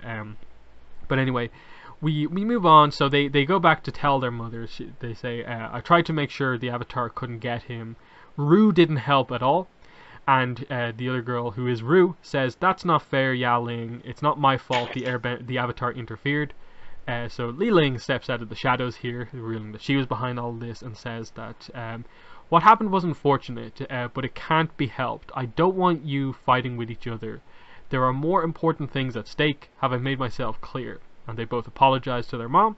And she says, Ru Yaling, what I asked you to do was for our family and for the future of our home. We must be together on this. We must be united. Do you understand? And they both say yes. And the last page here is, plans are now in motion. Not even the Avatar will be able to stop them. As she sort of stands in front of a couple of the big smokestacks behind her, with the idea that, okay, her plan just basically took out one of the factories. She kind of took out one of the smokestacks. That's the whole plan, to sabotage all of these factories. Seems to be what it is. So what are your thoughts on this final scene of the book? Yeah, no, I mean, now we get to see that there is, some bigger plan sort of in motion going here. And we can see these three, the mom and her two daughters here sort of working together for some, larger goal that, of course, involves the factories, involves the town. We still don't know too much what it is sort of going on, but, we can see that there's, like we've already sort of suspected that there's something bigger afoot. So, I don't know, it makes me sort of wonder sort of, how directly sort of involved in here and how, I mean, clearly we know there's some sort of resolution to it, but, what these plans that she's so, that Li Ling's so confident in that she thinks that the Avatar won't be able to stop. So it definitely seems interesting. I mean, I wonder how sort of real sort of deep it goes, and sort of what's really sort of the end goal of it, because I mean this just sort of sabotaging one of the main sort of factories is something that of course she could have done at any time, but she sort of waited till now to actually do it, so there's some larger purpose behind it. Yeah, it's interesting in that, like, you sort of have to then think, like, okay, she has now caused this, like, issue. She seems fairly unconcerned about the fact that it's pretty much going to come out that, like, okay, this old man probably will speak and say that, like, someone hired me to do it. So someone hired someone to take out one of the factories, and everyone's obviously going to come to the conclusion that realistically some bender in the city did this. No one's immediately going to suspect it's Li Ling just because she's the new kind of head of the security thing, or her people are involved in that. Um, so I suppose the idea is going to be then, are all of the factories then going to want extra security? So they'll hire Li Ling's people, which will give her even more access to take out the other factories, and that's what's going on here. And then I suppose in the middle of all of this is also, like, what are her motivations behind this? Like, she talks about, you had to do this for our family, for the future of our home. We have to be together on this, united. And I think the girls said something similar to that earlier on. Um, that makes it seem like it's not just like a simple reaction to what's going on here. That, like, something has happened here. Like, who is Li Ling's husband? Who is the father of these kids? Similarly, the fact that, like, only one of them is a bender. Like, does that mean Rue is a non-bender? And if so, that would maybe make you believe that the father potentially is a non-bender, and, like, is there some issue there of, like, the that's why maybe Li Ling doesn't like non-benders, because of what something the father did, or did something happen to the father because of non-benders? But it's very interesting that she's very protective about, like, her family, her future, and she sees, like, taking out the factories as, like, a big thing to do that. So I'm very interested to see, I suppose, when the reveal of, like, why she did all this comes out, and, like, how long it will take to get there, because I think this is a really interesting villain, like, just especially in comparison to, like, our last villain, Tokuga, who wasn't very interesting. Just this simple, like, idea of a businesswoman hires basically a hit on a factory is riveting compared to, like, that. So I think they did a great job with the character here, and I'm interested to see how to develop the two girls as well, just because, like, they seem completely all in on this and, like, willing to kill with these ideas as well. So, like, will one or both of them at some point realize what they're doing is wrong and turn? That's going to be very interesting to see as well. But what are your thoughts by the end of this about Li Ling as the overall villain? What do you think her plan is? What do you think her motivations are? Yeah, no, I think she's definitely a lot more interesting than we've had before, just because it seems like, I don't know, it seems like there's more dynamic to sort of what she's sort of going for. It seems like she has a focused goal of, sort of protecting, the home, protecting crayfish. Like, I mean, we don't know. It could just be that she sort of wants to sort of rule all the refineries or to control sort of the whole sort of business aspect of the town, but it definitely seems like she's going about it in a way that isn't sort of like directly, until now recently, like directly sort of confrontational. So it definitely seems like there's a larger sort of angle here. Maybe it is more just sort of unifying sort of the town under her or some sort of leadership. So no, I think it's definitely interesting the fact that she's involved in her whole, her two daughters in here, and we don't sort of know what the situation is with them. We know one is a bender and one we're not really sure. I mean, maybe she is, maybe she's water bending. I mean, I don't know sort of how, what sort of dynamic that they could have, since she is from this town. It could be a different sort of setup than we're sort of used to sort of seeing, before, or at least now in this new sort of way that everything's sort of progressing. So no, I think she's definitely interesting. She definitely has more going on. It definitely seems like there's a larger plan afoot that we don't really, we don't have all the pieces to, but it definitely seems pretty cool. Yeah, and I suppose the comparison I'd almost make is like she feels a little bit like Tarlock in the sense that she's kind of at least Mm. coming across a bit like anti non-bender, like just in her effort to like defend benders is coming across as very like anti non-bender rather than being like neutral in all of this. So I think that's going to be interesting. Like if that comes out, like is it just about the factory specifically, or is it really bender non-bender that's the problem here?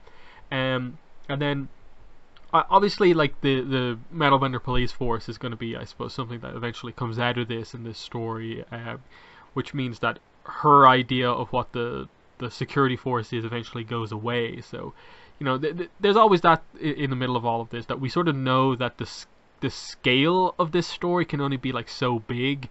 Otherwise, like we very clearly would have known about it. Like everyone should be mentioning it in Korra time. That was like that there was like a war between benders and non-benders. So it doesn't get to that point, but like it has to be still interesting enough. And I think that's perhaps one of the only things that kind of like draws the book back a little bit, is that it can only go so far because we know that it ultimately settles into being something similar to this, where there's triads which cause issues, but for the most part the triads are countered by the Metal Bender police force, but there's still a sense that the non-benders aren't overly happy with their position until obviously they get to elect their own president. But what are your thoughts about where this book is going by the end? Yeah, no, I think the fact that you mentioned that we do know sort of the end goal of things, I think definitely, it definitely sort of influences, and maybe that's sort of why, the scale of events, doesn't seem, immediately so sort of interesting, overall, just because we know sort of where things sort of end up. Not that they can't do something interesting with it and make it seem, cool or interesting or intriguing, or just sort of, something that you didn't quite sort of see. Because I mean, I don't quite know sort of where this is going to end up in the end of, this, set of books here. I mean, we have idea of like, what is it, like 50, 60, whatever amount of years later where things start to go. But as of now, this is pretty much sort of a clean slate of what sort of happens. So I don't know. I'm not really sure, sort of how I feel about it overall going forward. But I think this is definitely, a start to it at least. Yeah, because I think like the only like I suppose sort of fear that I have with this book is that we're still really really close to ATLA. Like not that much time has happened Hmm. since the end of the series. So like you say, there's still a long time to go before we get to Korra Republic City. I think it's still a really long time before we can get to the idea of United Republic and all that sort of stuff. So by the end of this book, they're clearly hyping up the fact that they're sort of making these early connections of like Air Temple Island, the sort of tease that eventually Metal Bender Police Force should be a thing. Um, the bender non-bender issue and with the triads, I suppose. Um, how far just by the end of this book, with only like a couple of days passing, can they really get to make it like really a satisfying ending? Like, can they actually have the Metalbender police force come in by the end? I don't think they really can. And like, how far with the idea can they actually go? Because I don't think Tav is old enough to really like have it make sense that she's just immediately the chief of police in the city. Yeah. So there has to be this whole plot of her like transitioning her Metalbender dojo into maybe a police officer training thing, um, and all of that stuff. Like, Air Temple Island is just a blank area. There's no buildings on it whatsoever. Like, you would have to start building a temple or something like that there, even just a house, before you even get to that point. So, I'm confident that they'll resolve the plot with Li Ling well.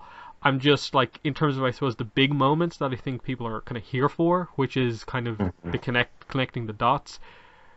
Are we far enough along to actually have anything like notable happen? Really, like, is Aang just going to say, "I'm going to live on Air Temple Island" when there's nothing there immediately, or what? Like, I know that he can build something with earthbending fairly quickly, but do they jump to start building something there? Does the idea get brought up of like, should potentially this place be a nation of its own instead of just being part of the Earth Kingdom, or what?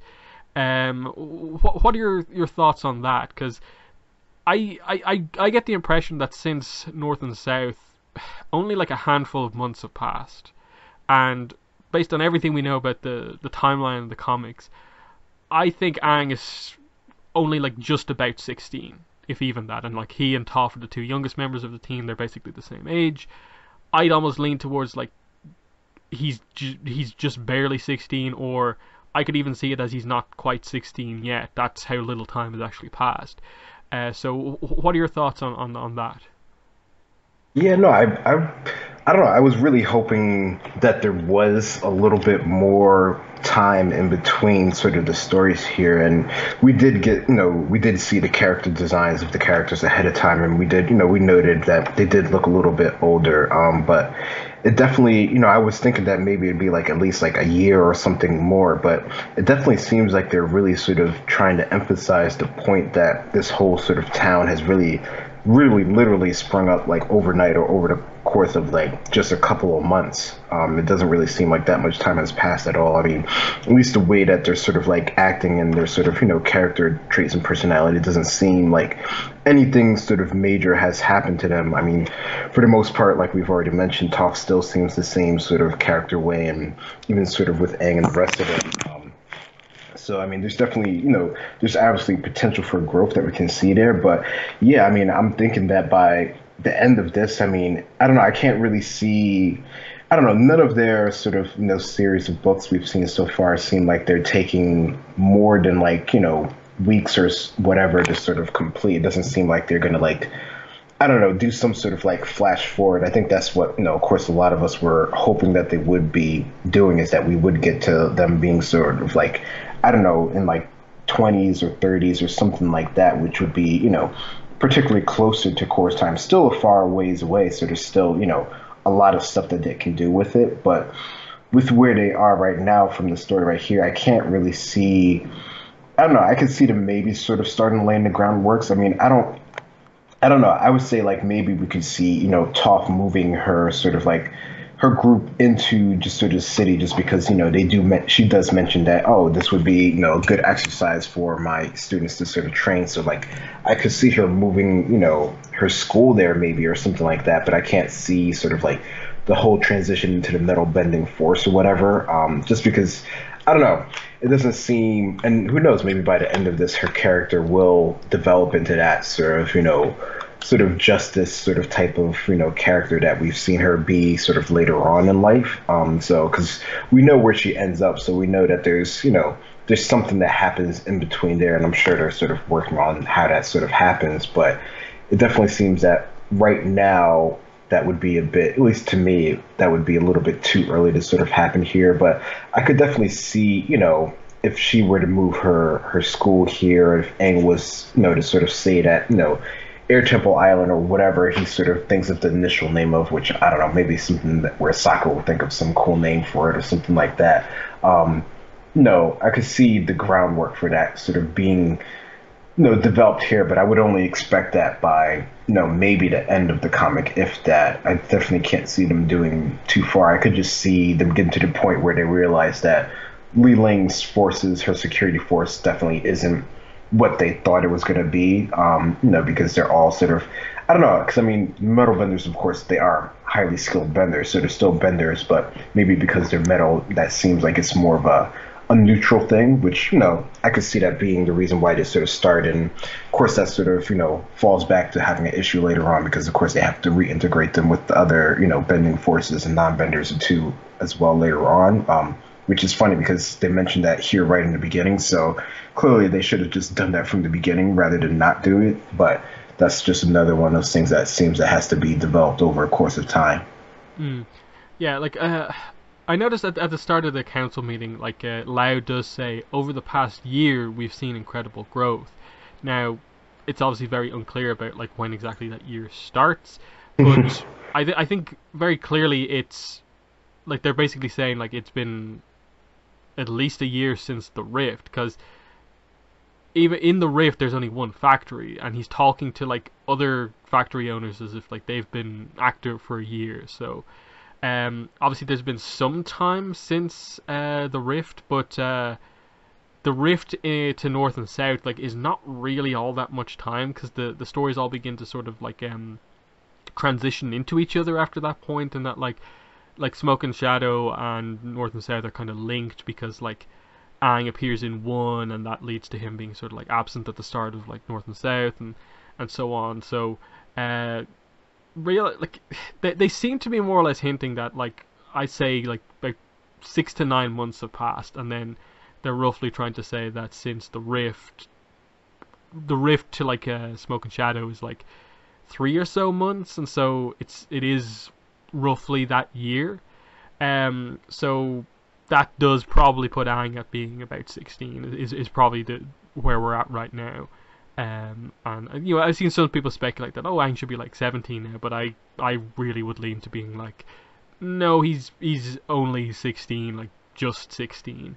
But yeah, I really hope they manage to end it on a note where like it's actually made those connections right now, and we're not waiting like however long to get them, just because like we don't know anything about the overall like goal of these comics. Like, is there a goal that like 5 comics from now we'll actually do a time skip and we'll be dealing with this stuff, or what? Because right now it just feels like they're sort of just doing it story by story. There's no sense of like they know what maybe the next Avatar comic is at this point.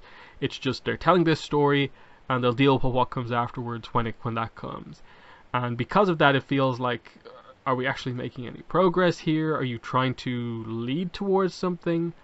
In that, if you look at all of the comics, like Yu Dao being introduced in the Promise, and bringing up the idea of like the nations coming together. Now, Cranefish Town being Republic City, basically, it feels like that's where we're heading. Like all of the comics have had some sort of a hint towards we're connecting the dots to Korra, but we've still got like 60 years to go before we get there. Like basically 60 years exactly, pretty much, or something like that. At least until I suppose if Aang is 16, he lives 50 more years, and then so like it's still like 67 or so years before we get to Korra time, and there's a lot of stuff that we're not entirely clear on, but that's just the progress thing here. I think we need to do a time skip, but at the same time, I don't think we can do a time skip until we address Azula, because it's been 2 comics now since we've seen Azula, but based on where we left Smoke and Shadow, Azula should be like terrorizing the Fire Nation to force Zuko to become the Fire Lord she wants him to be. When are we going to get back to that? And I think until we resolve a lot of those immediately in the open air plots, we can't actually skip forward, because it doesn't make a ton of sense to like do a 2-3 year time skip when Azula's doing this, because then you basically have to like hand wave and say like, oh yeah, we haven't managed to catch Azula for 3 years. Like that doesn't make a whole lot of sense. But yeah, that's most of our thoughts on the book. I suppose let's address some of the stuff we hadn't had a chance to discuss throughout. What are your thoughts on the new artist here, Peter Wortman, over the course of this first book that he's done, Greg? No, I think overall for me it works. Like I don't have any like sort of major sort of complaints about it. I think there definitely are some parts where I notice, I don't know, maybe more sort of cartoony sort of expressions, but I don't think that's necessarily a sort of bad thing because in the instances that they're used, they're more sort of like comical, sort of like I don't know, situations or actions or things that are going on. But no, I think for me, I like it for the most part. I think it's pretty clean. Everything sort of works. I mean, I don't think any of the comics have particularly been sort of, where I sort of like hate on the styles per se. But no, I think this definitely sort of works for me. I think definitely some of the action scenes and some of the lighting effects, I think, are definitely parts that I noticed that stand out to me, especially on some of the full page sort of spreads. No, so I think for me, for the most part, I think as a new sort of like first time going, I think this definitely works for me. I mean, if they can sort of keep the comics sort of on track and if they can keep them on schedule, then that would definitely work pretty well for getting them in this sort of style. Yeah, like I definitely like Peter Wortman's art. I liked it from the previews, and now seeing the full book, I think it is really good. I think, yeah, stuff like the lighting, I think is excellent throughout. Like, especially like in the scenes where like the explosion happens. Like, I think the like coloring and how that's done is excellent. Including like the colorist Ryan Hill as well in that. And yeah, the characters I think are pretty much all spot on. I think the one character I don't know if we're going to say he struggled with or just his version of the design isn't that great, is Satoru. To me, like I went back and looked at like the Rift and it's like, but I can see the traits of the character, but it doesn't feel like the character. It's and I don't really know how to describe exactly what the problem is. It kind of feels like the hair is like his hair is like too big or something like that, and like the glasses I think are too big, and it kind of, I suppose, changes just the kind of style of the character a bit much. Something's a little off with Satoru. Everyone else I feel is very kind of feels exactly like the character. Just Satoru, something about just maybe it's the shape of his face as well that stood out to me. I don't know if you noticed anything with Satoru. Yeah, no, I mean, I don't know, it's weird. He's just the way, I don't know, maybe it's just because we've just a different interpretation of his style. It definitely does feel different than, we've seen previously before. I think the way he's written still feels the same, so for that part, it worked for me enough. But no, I definitely do get what you mean as far as just the feel of the character overall, just from a visual perspective, seems a bit different. And then, with regards to the writing, I think outside of just the like, okay, this is the story that they're telling. There's only so much I suppose even the writer can deal with the fact that they've been pretty much also tasked to tell this type of story. I think the character writing is actually really good. From Faith Erin Hicks. I think all the characters feeling character. There's some nice references. Like if you follow her on like social media, she is a huge fan, and she's obviously done Avatar stuff before with Shells, and she's done lots of other comics like the Nameless City trilogy, which she recently finished this year, is an excellent comic. So I think that's all really good. It's just I kind of in a way wish that this creative team was telling a story that was a bit more like big, impactful. Like I have confidence that this team can do the Azula story if they're allowed to. I just hope they get to, and that we're not just kind of like, I'm not going to say wasting their time because I feel that's kind of insulting the book, but like, there's only so many books that the team can do because they're so kind of time intensive to do these books. I want them to get to like the big content as soon as possible because I think it's a really good team. Do big stuff when you can. Don't kind of hold back. But yeah, like I think a lot of little references that I kind of pointed out, like Sokka and Aang's interactions feel really on point. Toph and Sokka feels on point. All the characters I think interact in the way that you would expect them to interact, and there's I suppose not much more you can ask for from the writer. What were your thoughts on Faith Aaron Hicks's writing throughout this?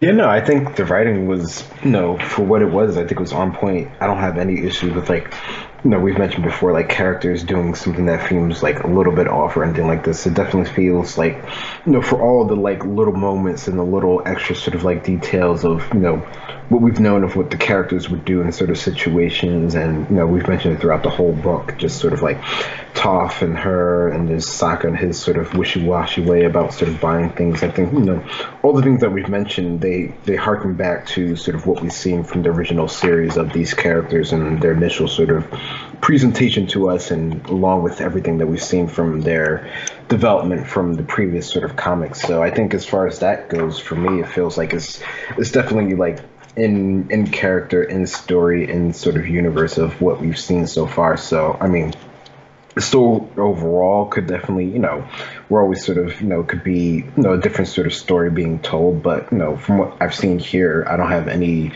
there's nothing that stands out so much to me that it seems like something's like blaringly like sort of wrong. I mean, the story itself could be, it could always be a different story being told. But as far as how it flows throughout the whole course of the book from beginning to end, I think that for me worked pretty well. I don't have there wasn't like any part of the story that felt like it was really sort of like dragging, or I wasn't really sure where they were going or anything like that. It seemed to flow from beginning to end.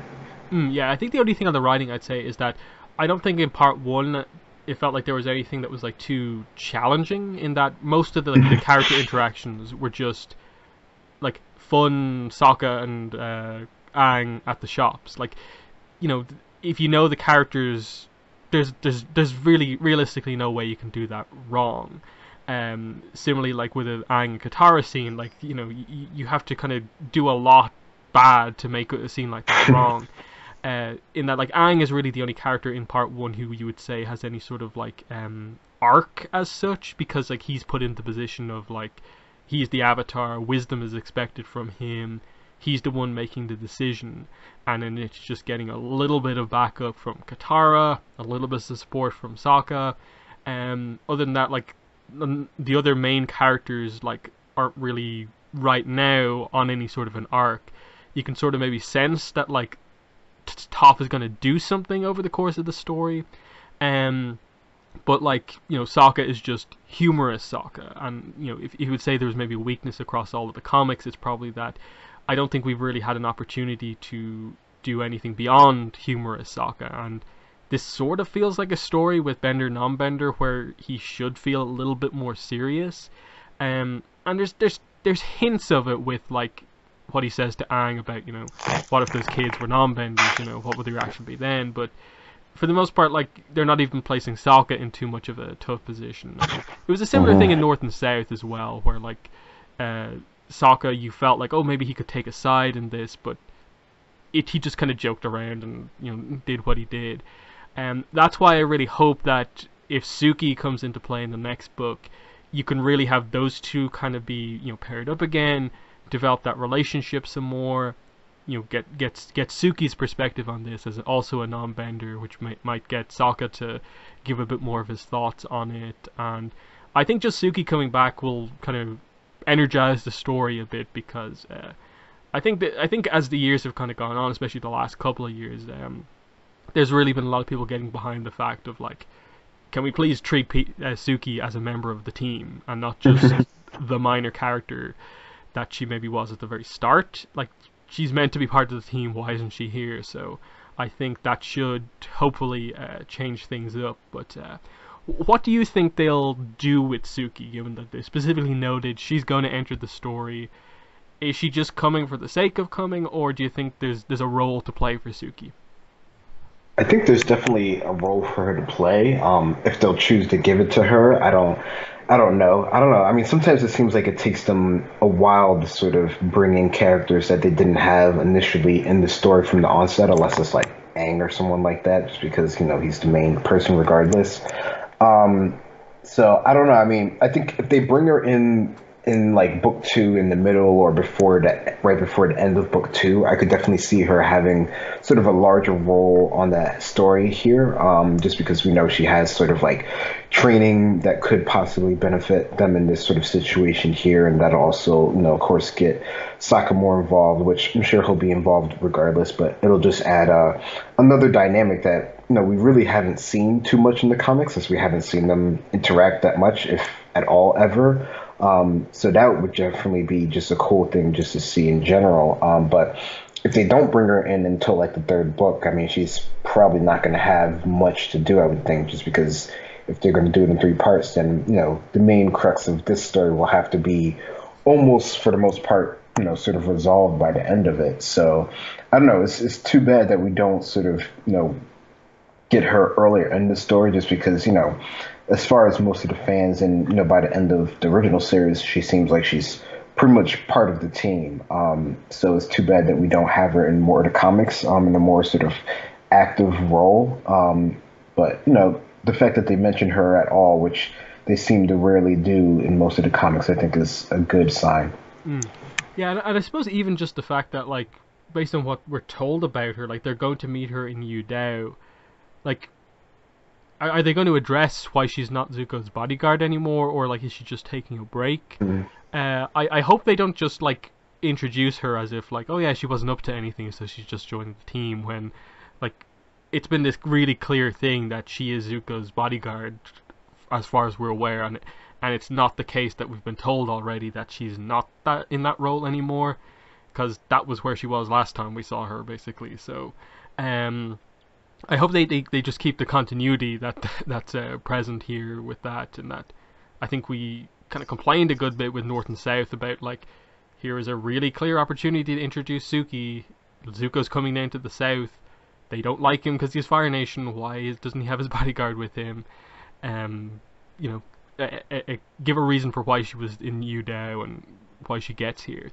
Um, I'm interested to see if it was more of like a casual meeting. Like, is she gonna turn up in like full Kyoshi warrior paint and armor, or if it's gonna be like more kind of casual Suki, where like she, um, can still fight. Maybe she has some of her like weapons, some of her equipment on her, or what. But I suppose, yeah. What's your take on that? Do you think they'll go full Kyoshi warrior Suki, or somewhere in between her like book three stuff and the Kyoshi warrior?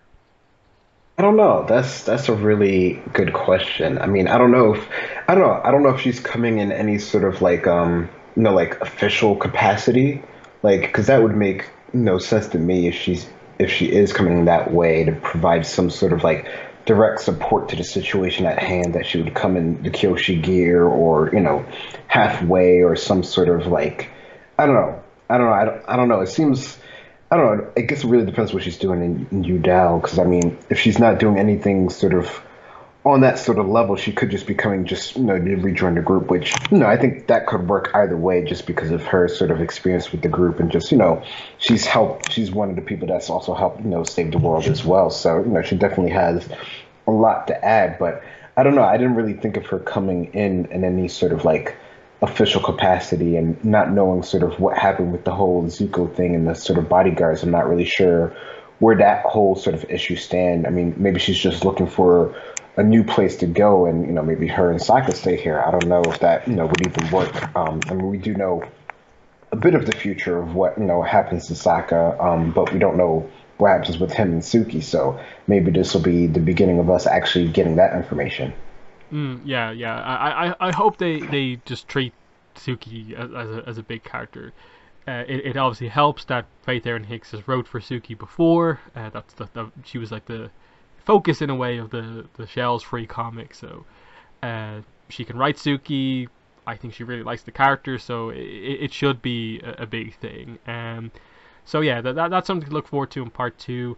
The book itself says coming March 2019, but I think since then and the release, I believe part two is now expected early May, after one of the delays. We don't know if there'll be more delays or not, but it seems like Dark Horse are now switching to these Avatar books are always going to be released like digitally mass market first, so on a Tuesday, which is definitely a positive overall, because with part one, I just really enjoyed that I was able to the day this book came out, see multiple people's reaction to it. That it was super easy for them to get it digitally, like midnight the day before, and people were posting screenshots. Here's a fun moment, here's a fun moment, and you got people's thoughts, and it wasn't as scattered. And in general, the reaction to the book has been positive, without being, I suppose, mind blowing, and I think that's a good thing. Hopefully, part 2 and 3 deliver. I expect within the first couple of months of next year we'll get the cover for part 3, and usually the part 3 cover is a little bit more eventful. Like there's you can tell there's stuff going on in a part 3 cover. Hopefully Suki's on it. That would be a really cool moment if we saw that. But yeah, that's it for the podcast basically. I suppose, Greg, do you have any final thoughts on Imbalance Part 1? Not too much. I think it's a good start. It's nothing too sort of crazy, but I think it's definitely a good way to start off this new series with the characters. I think there's definitely more that they can do with it, but I think as far as what we're seeing here and what we know is going to happen in the future, I think it definitely fits in universe. It's nothing that's going to be like sort of awkward that you'll see that doesn't feel like it's part of it. Mm-hmm. Yeah, I definitely agree with that. It's a very good start. It's nice to have Avatar Comics back. There was a bit of a delay between End of North and South and this one. We have a new, really good creative team.